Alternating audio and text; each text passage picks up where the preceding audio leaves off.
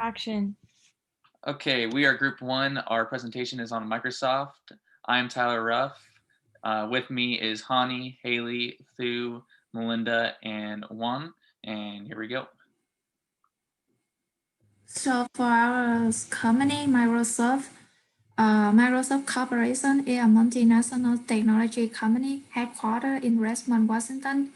It's famous for its computer software licenses, manufacturer, other consumer devices, as well as the technology services. It was founded by Bill Gates in Port Islands in April 1975. Uh, some of their key products is the Microsoft Office, and during the evolution, they continue to release Windows 95, Windows XP, and come up with Windows 7, Microsoft X, Windows 10, and Windows OS now. Microsoft has been operating over three CEO, Bill Gates, Steve Ballmer, and Satya Nadella.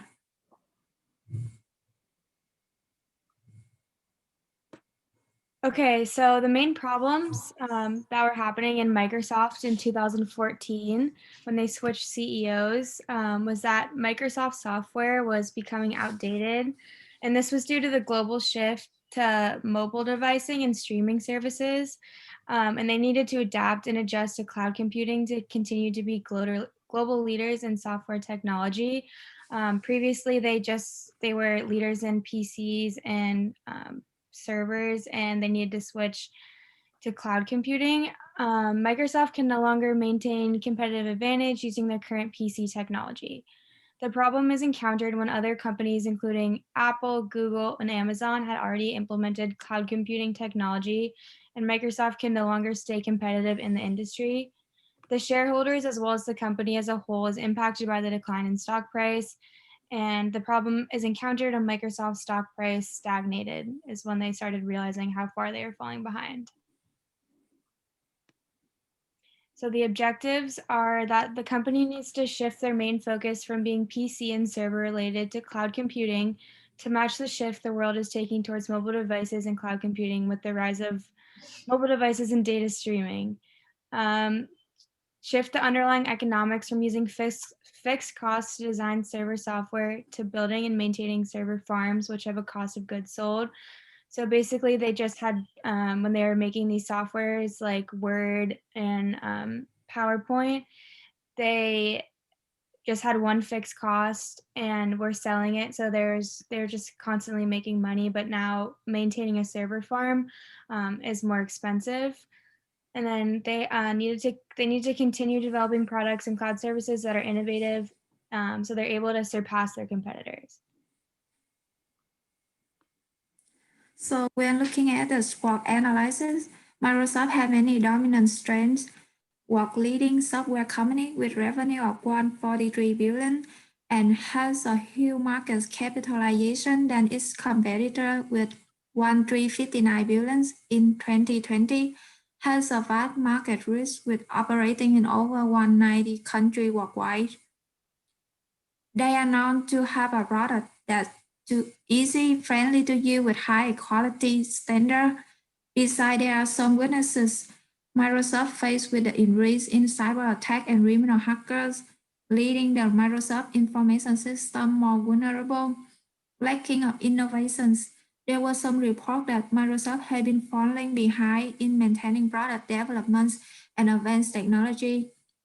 Microsoft is losing the markets of internet browser because Microsoft Edge is not being used as popular as Google and Safari.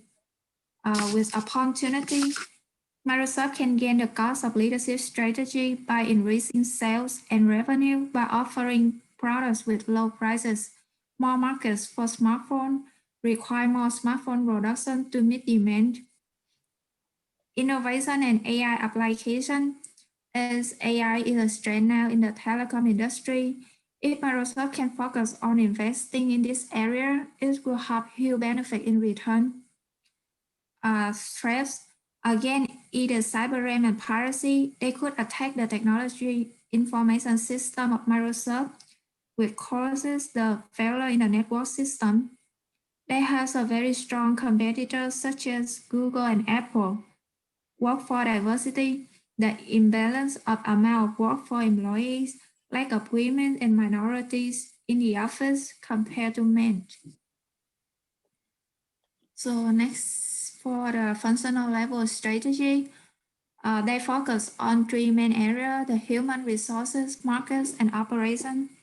Microsoft focuses on improving their recruitment, such as looking for experienced and excellent candidates must pass 4 to 5 interview rounds for a Microsoft position.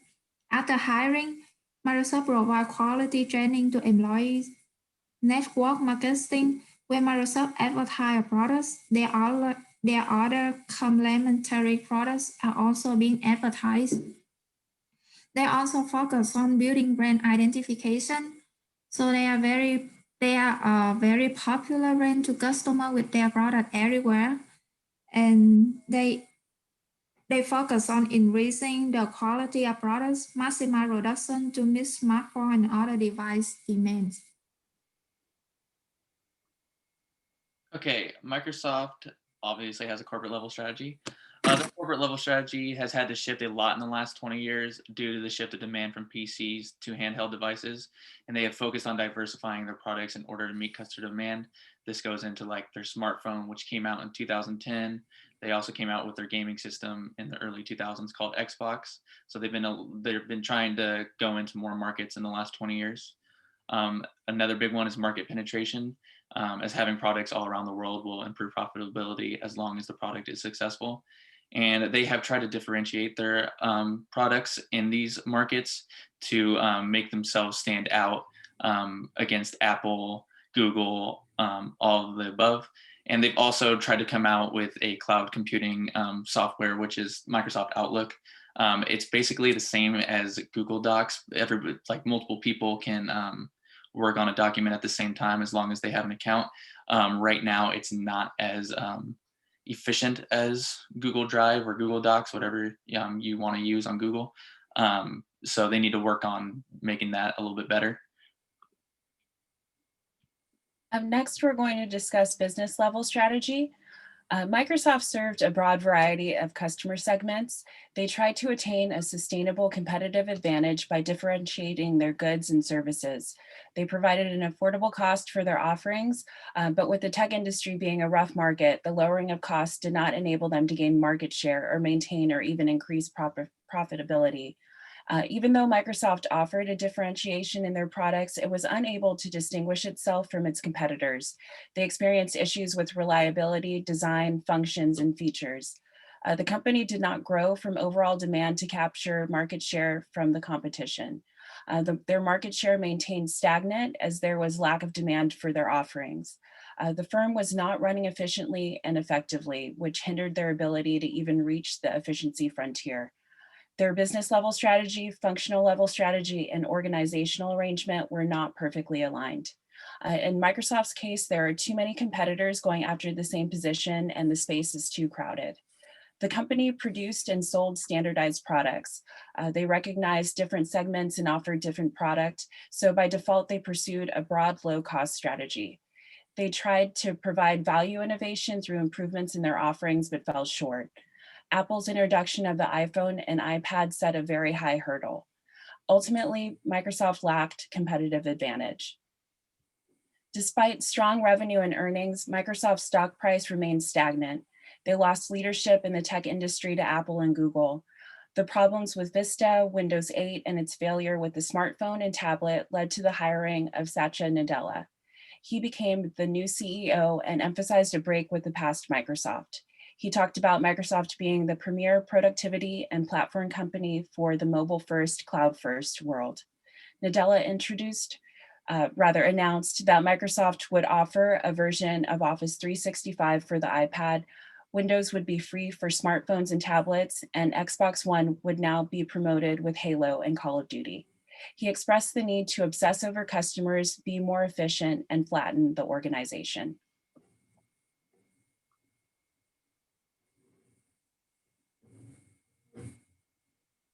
And I'm going to analyze the global and innovation strategies that Microsoft applied in applied. In the early 2000s, Microsoft faced issues in both developed and developing markets. There was a stagnant growth of Windows in the Office in most developed countries. In customer markets, the revenue mostly generated from replacement rather than first-time demand. Although there was an upside potential in developing countries, Microsoft faced a high level of piracy issues in those markets.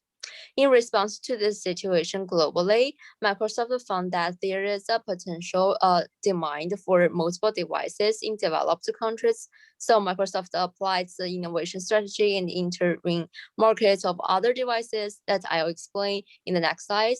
And in addition, Microsoft was smart to focus on its enterprise markets for Windows Server and SQL Server rather than only focus on the customer market. And one recommendation for Microsoft at that time is fighting piracy issue by educating the cost of pirated software to consumers in the business globally.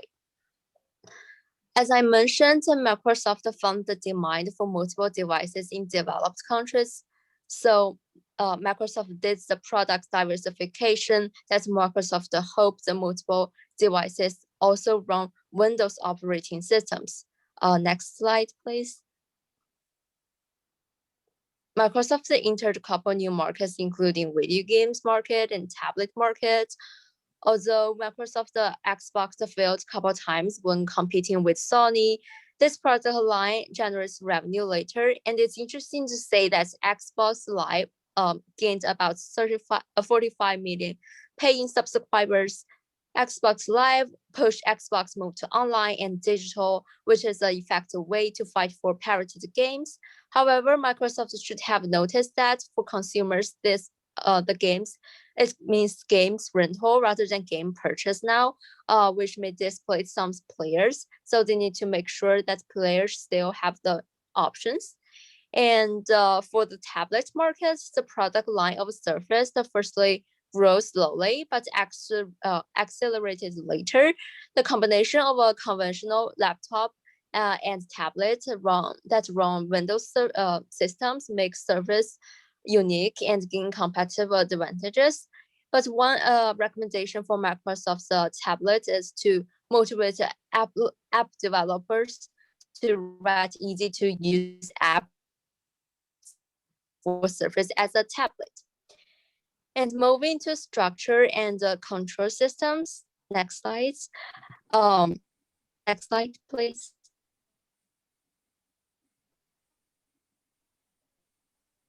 Hello. Next slide. Yeah. Microsoft COO Herbert analyzed the human resources performance appraisal process, utilizing the stack ranking. Managers now have to at that time have to classify the star performance of numbers are actually absolute goals. Those managers still have to classify good performers and bad performers and encourage the actual outflow of talent. When Nestle took in charge, he tried to change this unhealthy culture and drive accountability and flatten the organization. And one recommendation for Microsoft at the time is to pay attention to creating a culture that actually benefits the teamwork, which is helpful to keep being an innovative company. Next, we're going to discuss social responsibility and ethics. Microsoft ran into an antitrust issue. The bundling of Internet Explorer with Windows brought Microsoft to the attention of the US Department of Justice. The DOJ claimed that Microsoft used its monopoly in operating systems to force PC makers into bundling Microsoft's Internet Explorer with their Windows operating system. The DOJ argued that the bundling strategy put Netscape at a competitive disadvantage and was a deliberate attempt on Microsoft's part to squash their rival. Netscape charged customers for their browser, and Internet Explorer was perceived as being a free product. Also, the DOJ claimed that Microsoft configured their Windows code for Netscape downloads and installs to be slow and difficult. In the end, the DOJ ruled that Microsoft was a monopoly and that their bundling strategy represented an abuse of power. This antitrust issue could have been remedied simply by asking the question, is this decision or action ethical? Microsoft didn't incorporate ethical consideration into their decision-making. Business decisions should not be purely economic. Management must let go of the pressure to meet performance goals that are unrealistic and can only be obtained through acting in an unethical manner. A code of ethics must be established. A business must articulate values and place a strong emphasis on ethical behavior. At the end of the day, it's the responsibility of management to make balanced decisions. Okay, now we're going to go into a little bit of financial analysis. I'm not going to get into the whole thing in this presentation. So over the last 4 years, Microsoft's profit has rapidly increased. The biggest jump is due to the ongoing pandemic and the increasing popularity of cloud computing and gaming, Xbox. Microsoft stock has risen about 500% in the last 5 years, which is definitely making shareholders happy. And Microsoft is definitely a solid company to invest in due to the security of the business they are in and their ridiculous market share of about 75%. And that's even with Apple, Google, all of them making their computers as well. Microsoft PCs still own 75% of that market, which is actually quite surprising. Another big reason Microsoft is doing well right now is Xbox. The last few years, they've made some really good games and really big jumps. And in the last 6 months, actually, they came out with their new Xbox Series X. And they also purchased Bethesda Games, which Bethesda is a really solid game maker. And Microsoft now has the right to make their games exclusive to Xbox, which is definitely giving them a bigger advantage over Sony in this point. So our recommendations, we think Microsoft should work on improving their cloud computing services to solidify a good market position for that particular product. And we also think that they can work on improving their smartphones and tablets. If they were to make a good one, their stock prices would rise.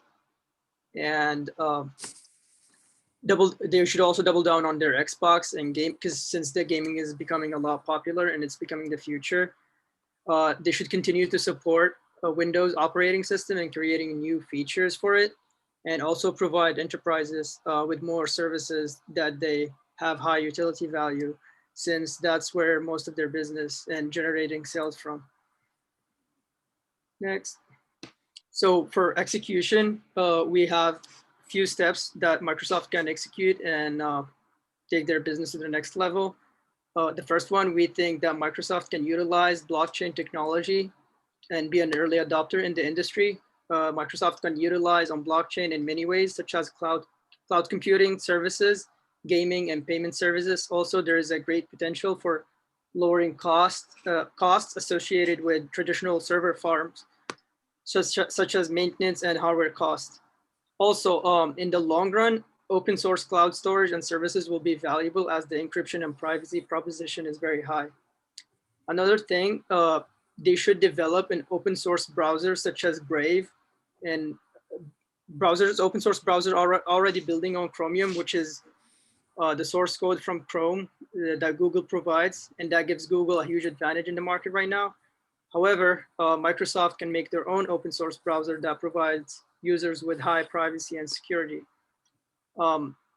Adding more enterprise targeted applications to Office 365, such as supply chain management software, which can be an addition to the Office 365, can be very useful, especially with the rapid technology advancement and globalization. So what gives Apple a great advantage in today's market is their well-developed ecosystem. Therefore, Microsoft should compete on that edge, and they should focus on seamless integrations across all their products and services. This will help Microsoft increase their sales across all of their products. Next. So our buy, no buy recommendation, we recommend a strong buy for many different reasons. One being that Microsoft is a has already in place high performing management team. And also the CEO has experience in the industry and all the past successes he had. Also, Microsoft is well established and already been in the industry for decades. Great reputation and in the industry and has high loyal consumer base. Also, their outstanding financial performance throughout the years proves that they are a low risk acquisition. And the last one would be globalization, proved that tech companies are here to stay. And with all tech advancements, tech companies generate more sales throughout the years. And that's it. Thank you. And that is our presentation. Thank you for listening.